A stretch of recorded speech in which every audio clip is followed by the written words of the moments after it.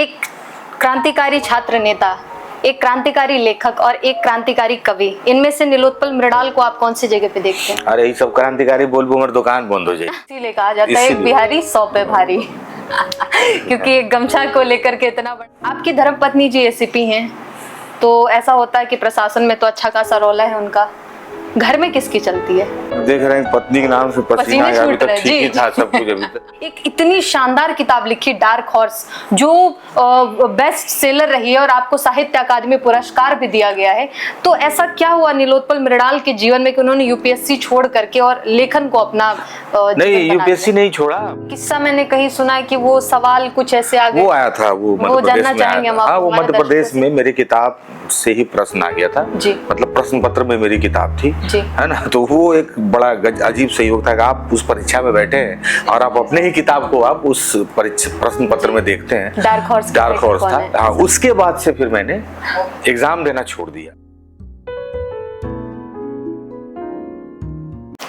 नमस्कार, मैं हूं भावना द्विवेदी और जैसा कि मैंने बताया था कि मैं पहचान के एक एपिसोड्स लेकर के आपके बीच में आऊंगी, तो आज हमारे साथ इस पहचान के एपिसोड में जो शख्सियत हमारे साथ मौजूद हैं उनके विषय में मैं क्या ही बोलूं। कहते हैं कि एक बच्चा जब क्रिकेट के बॉल को हाथ लगाता है तो वो कहीं महेंद्र सिंह धोनी, सचिन तेंदुलकर बन करके आता है। जब वो अलग अलग क्षेत्रों में जाता है, अलग अलग क्षेत्र में जाकर के काम करता है तो वो अपना एक बहुत बड़ा नाम बनाता है। ऐसे ही जब एक बच्चा लेखन के क्षेत्र में उतरता है, साहित्य के क्षेत्र में उतरता है, तो वो कहीं नीलोत्पल मृणाल बन करके हमारे बीच में आते हैं। तो आज हमारे साथ जो शख्सियत मौजूद है वो है नीलोत्पल मृणाल जी, जो एक बेहतरीन लेखक हैं और इनकी 3 किताब डार्क हॉर्स, यार जादूगर और औघड़ तीनों सुपर डुपर हिट रही हैं। हम सभी आपके बहुत बड़े प्रशंसक रहे हैं और सबसे बड़ी बात यह कि जब आप आईआईटी के इंस्टीट्यूट में जाकर के अपनी कविताएं सुनाते हैं तो वहां के जो बच्चे हैं, जो युवा पीढ़ी है, वो झूम उठती है आपके गीतों पर। तो सबसे पहले हम हमारे सभी दर्शकों की तरफ से आपका बहुत बहुत स्वागत करते हैं। आपका भी बहुत बहुत आभार भावना, अपने दर्शकों से मुझे जोड़ने के लिए, उनसे रूबरू कराने के लिए बहुत बहुत आभार आपका है। बहुत शुक्रिया। अच्छा, एक बात हम जैसा कि देखते हैं कि आप बिहार से आते हैं और बिहार की संस्कृति अपने आप में एक अद्भुत है और सबसे बड़ी बात यह कि आप बिहार को अपने गीतों के माध्यम से पूरे भारत देश में उसकी अलग पहचान बनाने में लगे हुए हैं। आप बिहार की संस्कृति, वहाँ की छोटी छोटी चीजों को, बारीकियों को अपनी कविताओं में सजो करके उसे ला करके मंचों पर प्रस्तुत करते हैं। तो बिहार की कुछ ऐसी स्थितियां भी है जैसे कि जब हम कुछ काम करते हैं, कुछ हमसे कुछ गड़बड़ हो जाए तो लोग अचानक से कहते हैं अरे एकदम बिहारी हो का। तो इस बिहारी शब्द को इस तरीके से लोग प्रयोग करते हैं, इसमें आपकी क्या सोच है? आप बिहार को किस नजरिए से देखते हैं? नहीं, वो है कि उसका कारण ये भी रहा है ना कि बिहारी हो क्या, जो बिहारी को टिपिकल टाइप बना दिया गया ना, उसमें थोड़ी सी गलती हमारे पहले की पीढ़ी से इस तरह से हुई है कि हम बिहारी, बतौर बिहारी जब हम संघर्ष करते हैं तब तो हमारी पहचान बिहारी की है, लेकिन जब हम सफल हो जाते हैं तो हम खुद से, सफल लोग जो हैं बिहार की तरफ से, वो इस पहचान से मुक्ति पाते हैं, उस पहचान को छुपाते हैं जी। मैं नाम नहीं लूंगा, लेकिन कई अभिनेता, कई खिलाड़ी ऐसे हैं जो बिहार से हैं, लेकिन आप उनको जानते हैं कि वो दिल्ली के होंगे या कहीं और के होंगे, उन्होंने कभी बताया नहीं कि हम बिहार से हैं। तो जब सफल लोग जो हैं वो अगर अपनी पहचान छुपाएंगे तो बिहार की सफलता, बिहार की उपलब्धियां कम दिखेंगी। और जो बेचारे हमारे मजदूर, जो मेहनतकश लोग हैं, जो जाके फैक्ट्रियों में काम कर रहे हैं, खेतों में काम कर रहे हैं, उन्होंने अपनी पहचान तो छुपाई नहीं, तो हमारी अधिकतर पहचान जो है उनके नाम से बनी। तो इसलिए बड़े शहरों में लोग कई बार जो है कि मजदूर और मेहनत, इन सबसे बिहारी का नाम जोड़ देते हैं। हालांकि ये जोड़ते हैं तो ये हमारे लिए कोई नीचा दिखाने वाली बात नहीं है, क्योंकि जिस शहर को आप, जिसकी अट्टालिकाओं पर शहर को आप गर्व करते देख रही हैं, उस सब की नींव में पत्थर बिहारी जाके रख रहा है जी, है ना, वो ही ईंटा ढोके उसको बना रहा है। तो ये हिंदुस्तान का जितना शहर बन रहा है, बनने का मतलब आर्थिक रूप से भी और भी वास्तु के रूप से भी, उसमें बिहार अपनी भूमिका निभा रहा है। तो इसीलिए जब कोई आपको या हमको बिहारी बोले तो ये हमारे लिए बहुत, ये सोचने की बात नहीं है कि ये टिपिकल टाइप बिहारी कह रहा है। अब जो है माहौल बदला है, अब बिहारी के रूप में बिहार को आगे कर रहे हैं पंकज त्रिपाठी जी जैसे लोग, जो बिहार को आगे रखते हैं, कहते हैं मैं बिहार से हुआ अभिनेता हूँ, जिसकी अदायगी पर लोग इसलिए जो है कि वो प्रेम लुटाते हैं क्योंकि उसमें बिहारीपन दिखता है। मनोज वाजपेयी जैसे लोग हैं जो कहते हैं कि हम बिहारी हैं, जो इंटरव्यू भोजपुरी में दे रहे हैं, जो कपिल शर्मा के शो में भी जो है बिहारी पना उनका झलक रहा है। जो क्रिकेटर है जो झारखंड बिहार से महेंद्र सिंह धोनी, तो वो कहते हैं कि मेरा रांची में घर है। यानी जो उपलब्धि वाले लोग हैं वो अपनी पहचान अब बताने लगे हैं। तो अब तो बिहारी तब भी कहलाने में गर्व था, अब भी कहलाने में गर्व है, ऐसी कोई बात नहीं है। सही बात है, ये तो बिहार की खासियत है। और भोजपुरी भाषी होती है, हम लोग की जो भाषा है वो भोजपुरी है, उसमें मिठास होती है। तो कहीं से कुछ इसमें बहुत अतिरिक्त लेने की आवश्यकता नहीं है। लेकिन कहीं मैंने एक इंटरव्यू देखा था, कोई यूपीएससी का एस्पिरेंट जो छात्र, वो उसने अपने आप को बिहारी मानने से इनकार कर दिया था। और उसने ये कहा कि मुझे शर्म आती है कि मैं बिहारी हूँ। तो क्या अभी भी ऐसे कुछ लोग हैं जो इस तरीके की मानसिकता रखते हैं? नहीं, ये उनकी अपनी आंतरिक कमजोरी है। आप अपनी आंतरिक कमजोरी को बिहार के नाम पर अगर वो कर रहे हैं कि बिहार में बिहारी कहलाने में शर्म का, तो ये उनकी अपनी आंतरिक कमजोरी है। और ऐसे चीजों पर बहुत ज्यादा ऐसे अपवाद होते हैं जिसको कि उसी को आप सूत्र या उसी को आप ट्रेंड थोड़ी मान सकते हैं कि यही चल रहा है समाज में। ऐसा नहीं है। ऐसे कुछ इक्के दुक्के लोग आते हैं। कुछ लोग तो कहते हैं हम गलत घर में पैदा ले लेते हैं, हमारा पिता ही योग्य नहीं है। कुछ लोग तो ये तक बोलते हैं ना, ये गाँव खराब है। तो ऐसे लोग आते रहेंगे समाज में, वो अपनी अपनी बातें कहते रहेंगे, वो बहुत ज्यादा मायने नहीं रखती हैं, बहुत ज्यादा प्रभावित नहीं होना है उससे। एक क्रांतिकारी छात्र नेता, एक क्रांतिकारी लेखक और एक क्रांतिकारी कवि, इनमें से नीलोत्पल मृणाल को आप कौन सी जगह पे देखते हैं? अरे ये सब क्रांतिकारी बोल बोल दुकान बंद हो जाएगी। क्रांतिकारी का लेकिन ये है कि एक छात्र ही जो है वो लड़ते झगड़ते और फिर पढ़ते, वही एक लेखक के रूप में तब्दील हुआ है। तो ये तीनों एक ही बात है, वो एक ही चीज है जो अलग अलग फेज में हुआ। पहले आप छात्र थे, आपने पढ़ा, फिर आप लड़ा, है ना, और आज आप बतौर लेखक जो है कि आप अपना नया एक रास्ता ढूंढ रहे हैं। तो ये एक ही शाखा के, एक ही जड़ से निकली हुई अलग अलग शाखाएं हैं। आपके गले में ये गमछा है, और जो कि मैंने हमेशा ही देखा है, गमछा आंदोलन क्या था? वो ऐसे किस्से बहुत सारे सुने हमने, बहुत सारे इंटरव्यूज में देखा है। हाँ, वो दिल्ली के एक रेस्टोरेंट में हम ऐसे ही माथे पर लपेट के गमछा अंदर जा रहे थे, तो उसने रोक दिया मुझे कि आप इसको उतार लो और अंदर जाओ। तो बस इतनी सी ही बात थी कि उसने मुझे कहा कि इसको उतार लो तब अंदर जाओ। तो फिर वही जो होता है कि लड़ झगड़ के अंदर गया, और फिर खाते वक्त मुझे महसूस हुआ कि यार ये तो एक अजीब तरह का छुआछूत है। ये जात के नाम पर जब हम लोग करते होंगे छुआछूत, तो कितना खतरनाक होता होगा। इसने वस्त्र के नाम पर मुझसे सिर्फ गेटअप के नाम पर एक छुआछूत किया कि इसको हटा लो तब जाओ, तो मुझे इतना बुरा लग रहा है, मुझे इसका विरोध करना चाहिए। तो जात पात का छुआछूत कितना बड़ा होता होगा, यही महसूस मुझे कुछ सेकंड में हुआ। मैं बाहर आया, मैंने कहा कि ये जो आपने किया ये गलत किया, और इसको मैं लेके जाऊंगा पूरी दुनिया के सामने। वही रात को मैं फिर आया मुखर्जी नगर गांधी विहार, फिर मीडिया बुलाया, और रात से ही वो जो माहौल बना, वो गमछा आंदोलन के रूप में जो है ट्रेंड करने लगा इंटरनेट पर। और वहाँ से फिर जो है कई विद्यार्थी, कई छात्र, कई नेता, ये लोग भी जाने गए थे वहाँ, है ना। आप पार्टी के थे दिलीप पांडे जी, मनोज तिवारी जी, भाजपा के सांसद, ये लोग, कुमार विश्वास जी, ये लोगों ने फिर बहुत जल्द रिएक्ट किया। और फिर ये लोग होटल वहाँ जाने लगे, भाई वहाँ जाएंगे हम लोग और गमछा लगा के जाएंगे और देखेंगे कि कैसे ये रोकता है। और उसके बाद ये आंदोलन चला, और फिर छात्र जाने लगे, और 2 दिन के बाद ही होटल वाले ने अपने ड्रेस कोड में गमछा को शामिल किया और बोला कि हम पूरे महीने गमछा डाल के सर्व करेंगे। क्या बात है। माफी मांगते हुए। तो वो एक छोटी सी घटना थी, लेकिन उसका मैसेज बड़ा था। छोटी सी घटना थी, छोटे से आदमी के साथ हुई थी, लेकिन उसका मैसेज बड़ा था। इसीलिए कहा जाता है एक बिहारी 100 पे भारी। क्योंकि एक गमछा को लेकर के इतना बड़ा आंदोलन, और वाकई में हमारी शान है, हमारी संस्कृति है। हमने शुरू से वो गमछा लपेट करके किसानी की है खेतों में, तो वो है हमारे संस्कारों में शामिल है। कोई भी उस पर उंगली उठाए तो कहीं ना कहीं वो नीलोत्पल मृणाल एक अलग रूप में दिखाई ही देंगे सबको। और आपकी धर्मपत्नी जी एसीपी हैं, तो ऐसा होता है कि प्रशासन में तो अच्छा खासा रौला है उनका, घर में किसकी चलती है? क्योंकि एक कवि जो होता है वो अपनी बात जब पहुंचानी होती है तो लिख करके कागज पे ऐसे अपनी कविताओं को लिख देता है, बातों को लिख देता है। तो घर पे भी ऐसा होता है कि अगर गुस्सा आ रहा हो कुछ तो कागज पे लिख के पहुंचा दिया आपने उनको? नहीं, आप देख रहे हैं पत्नी के नाम से पसीना अभी तक ठीक ही था सब कुछ अभी तक। तो देखिए वो एसीपी है, ये बहुत मायने नहीं रखता। अगर मैं भी एसीपी होता तो घर में पत्नी की चलनी है, और घर में नहीं। हम लोग बहुत वो दायरा छोटा करके बताते हैं, जीवन में उसी का चलना है ना। तो ये होता है।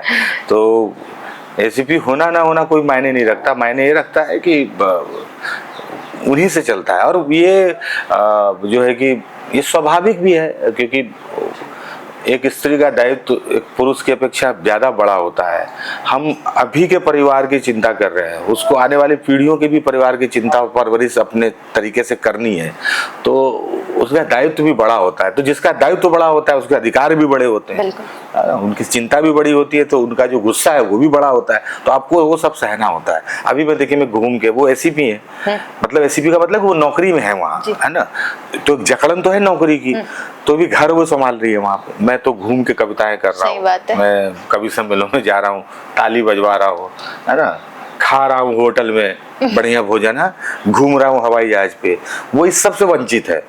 और वो घर देख रहे हो कि बिजली का बिल, नल खराब हो गया क्या, नौकरी से गए आके नल खराब हो गया क्या, कहाँ झाड़ू लगा नहीं लगा वही उसको देखना है, खाना क्या बन रहा है बनाना भी है, तो ये उनको करना है।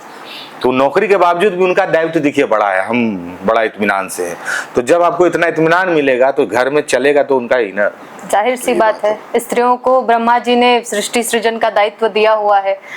और आईएएस के जो यूपीएससी वाले जो भी एस्पिरेंट होते हैं, वो लोग सालों साल तक तैयारी करते रहते हैं, छोड़ते तो है नहीं, उनका चलता रहता है। उनको लगता है आज नहीं तो कल मंजिल तो मिल ही जाएगी।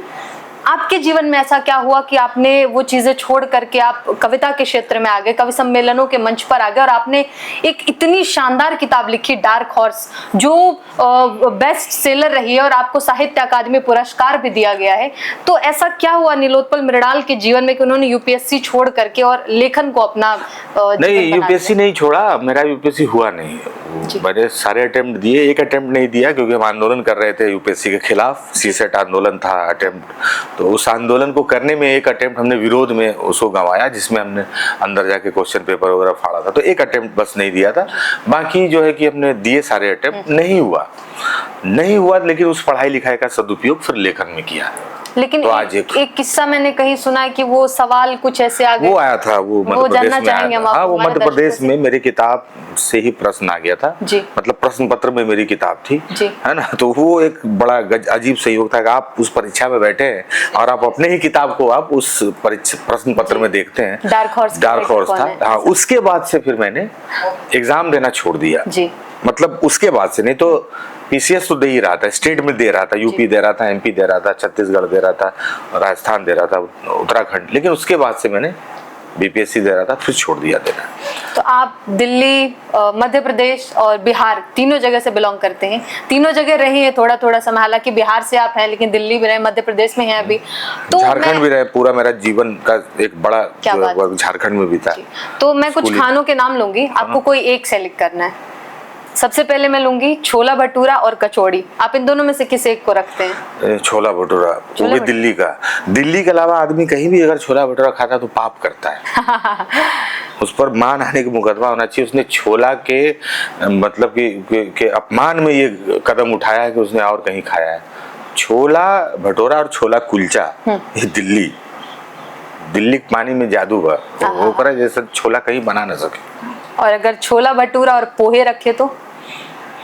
नहीं, तब भी छोला भटूरा तो नंबर 1 पर रहेगा, 2 चम्मच पोहा के बाद फिर छोला भटूरा।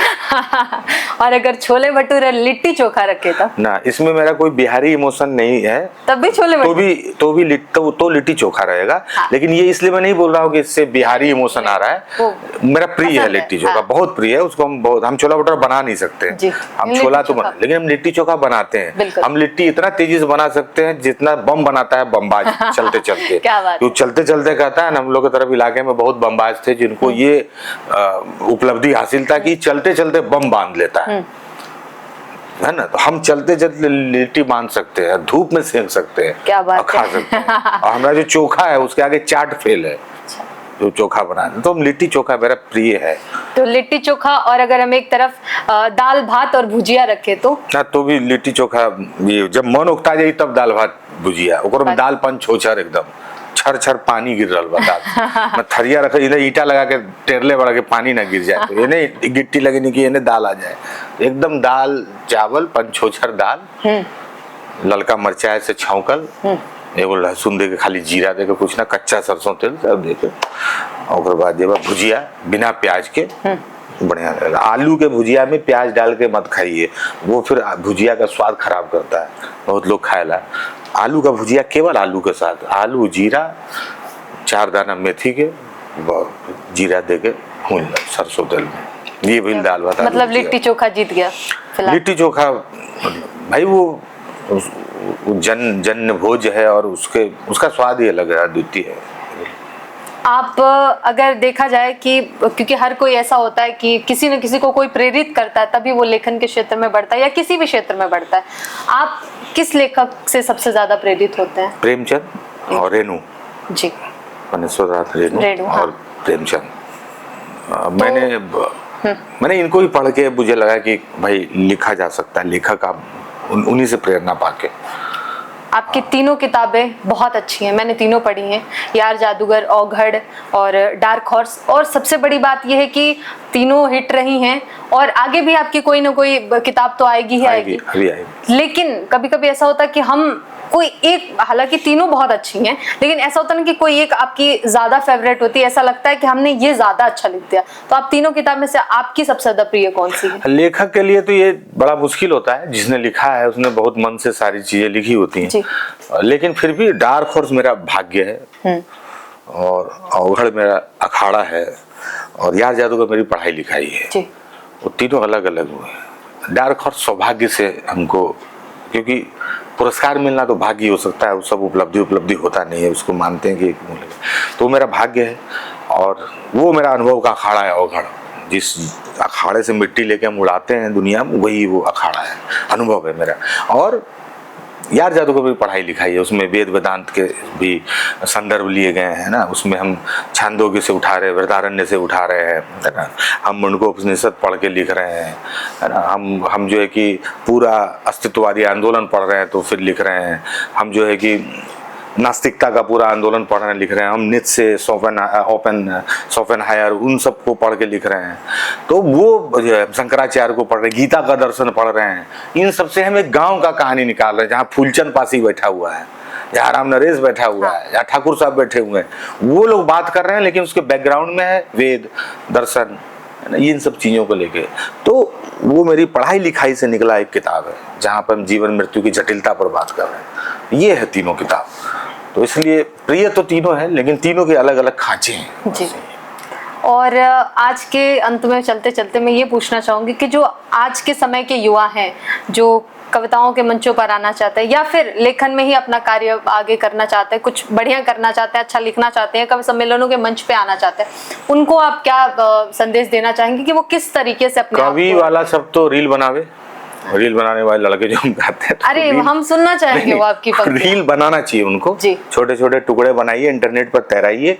इंटरनेट ही आपको कार्यक्रम दिलवाएगा, मंच दिलवाएगा। कार्यक्रम क्या मंच तो बहुत अच्छा प्लेटफॉर्म है सोशल मीडिया, क्योंकि अब प्रोग्राम बहुत होने लगे हैं, छोटे छोटे शहरों में होने लगे, कस्बों में होने लगे। जो पारंपरिक आयोजन थे उससे इतर होने लगे हैं। जैसे हम लोग सोचते हैं पारंपरिक प्रोग्राम कि भाई नवचंदी के मेला में एक प्रोग्राम होला, सोनपुर के मेला में एक प्रोग्राम होता है, अलीगढ़ में नुमाइश का प्रोग्राम होता है, पहले लाल किले में कवि सम्मेलन होता है, जो एक सेट पैटर्न था, जो पारंपरिक कार्यक्रम है।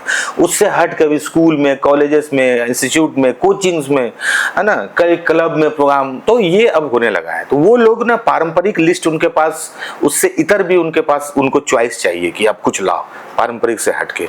तो ये जो लॉबी है जो कवि सम्मेलनों की, उससे इतर जो नए युवा हैं जो कमाल का लिख रहे हैं, उनको अपने रील तैराने चाहिए, अपने वीडियो तैराने चाहिए इंटरनेट पर, वहीं से उनका काम बनेगा, वहीं से लोग उनको बुलाएंगे, सुनेंगे। तो ये बात है। अब मुझे लगता है कल से रील बनाने वालों की संख्या बहुत बढ़ जाएगी। होनी चाहिए। अगर आप वो नहीं करेंगे तो आप पीछे छूट जाएंगे। कोई झोला लेकर ढोने की जरूरत नहीं, आप किसके पीछे जाकर मंच लीजिएगा। हर आदमी असुरक्षित है।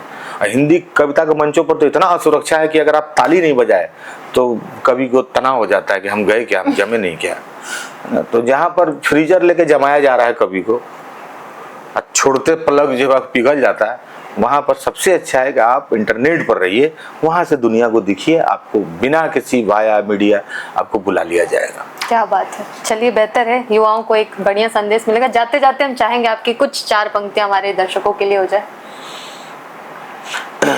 कांधे पर ले गमछा चलते चलते, जीत ही लेंगे एक दिन लड़ते लड़ते। आहा। है अपनी मंजिल पर्वत की ऊंचाई है, एक दिन में होती कहाँ चढ़ाई है, चढ़ ही लेंगे एक दिन चढ़ते चढ़ते। क्या बात है, जीत ही लेंगे एक दिन लड़ते लड़ते। क्या बात है, बहुत शुक्रिया, बहुत बहुत आभार।